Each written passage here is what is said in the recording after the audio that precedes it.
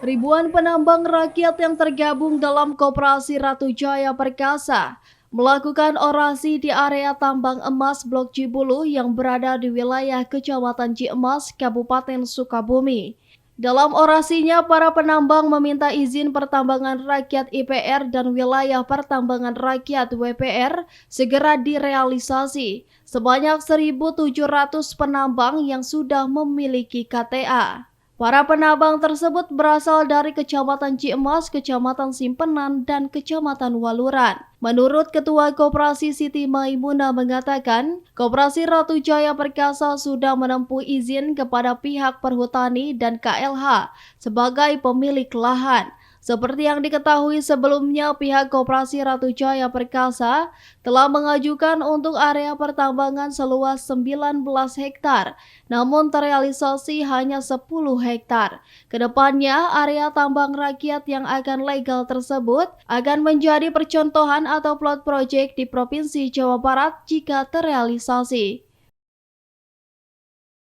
Hari ini kegiatan untuk pelengkapan perizinan orasi ya dengan orang dari Bapak Irwan untuk membantu melegalitaskan tambang dipercepat dibuka. Untuk warga tambang yang mengikuti kegiatan ini ada berapa banyak sih? Ada 1.700 penambang yang sudah ber-KTA.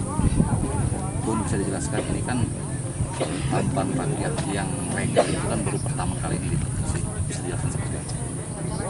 Ini akan diajukan untuk pertambangan rakyat yang berpotensi di Kabupaten Sukabumi, juga tambang rakyat yang dijadikan percontohan di tambang rakyat, juga percontohan nasional. Kedepannya pengen jadi percontohan pariwisata.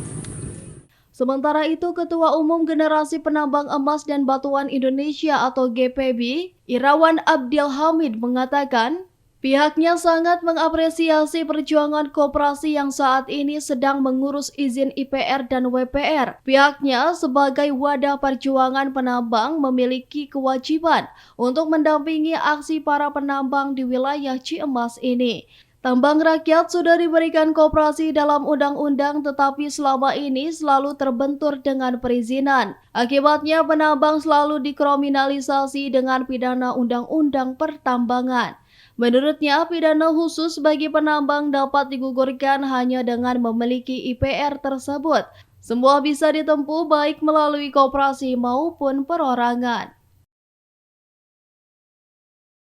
Kalau proses, karena GNPT ini jadi wadah perjuangan tambang rakyat, tentunya dengan permintaan teman-teman penambang lewat koperasi ini, nah bagi kami, terutama saya Ketua Umum, memberikan apresiasi bahwa masih ada penambang yang mau berjuang untuk mencapai tambang rakyat itu menjadi legal.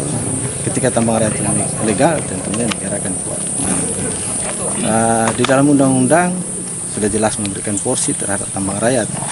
Itu Undang-Undang Nomor 4, kemudian ada perubahan lagi Undang-Undang Nomor 3 tahun 2020, itu sudah jelas bahwa selama ini para penambang ini kan terbentur dengan perizinan. Gitu. Ketika menambang selalu dipidana dengan pidana khusus, itu pidana pertambangan.